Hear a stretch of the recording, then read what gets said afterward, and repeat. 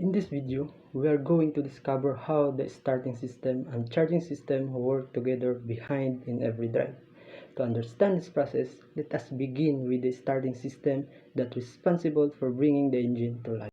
Have you ever wondered what really happens when you turn your key or press the start button? It only takes a few seconds, but behind that moment, electrical current travels through multiple components and working it together to make it completely. And that is what we are going to discover on how the starting system brings an engine to life. And every journey begins with one source of power, and that was we call the battery.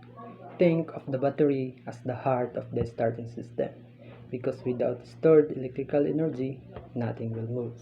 As we can see, the current lives on the battery's positive terminals, travels through the fusible link or main fuse, and that fuse protects the circuit from electrical damage.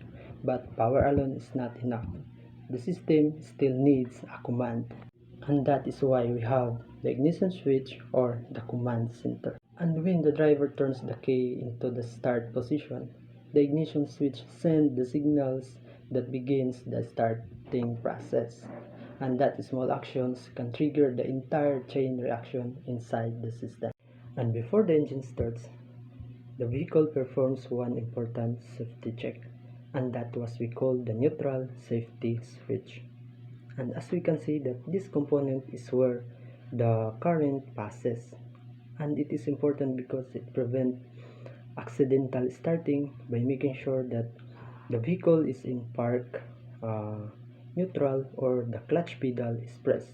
Once the safety conditions are satisfied, the signal moves forward and the current reaches the starter relay. These components act like an electrical gatekeeper. In simple words, it uses a small amount of current to control a much larger amount safely. And without this component, sensitive switches could become easily damaged. And now, the system is ready for the components that connect control with power. This time is where the signal activates the starter solenoid, and these components performs two important tasks at the same time. First, it pushes the starter gear forward so it can engage the flywheel. Second, it acts as a high current switch, allowing the battery power to flow directly into the starter motor. And now, the moment comes where the electrical energy becomes movement. With the high current flowing, the starter motor spins rapidly. This rotation turns the flywheel, crank the engine, and the combustion begins. For just a second, thousands of electrical and mechanical actions happen together to wake the engine up.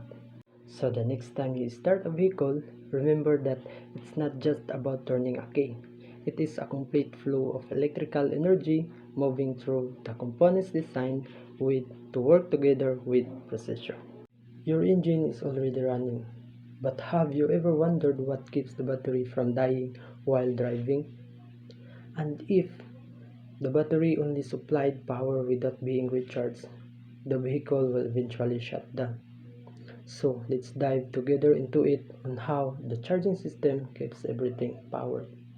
Unlike the starting system, the charging system begins after the engine starts. As the engine runs, the crankshaft pulley rotates and drives the engine bolt connected to the alternator. And this mechanical movement is what powers the charging process. But spinning part alone does not create electricity. Something inside the alternator has to make it happen.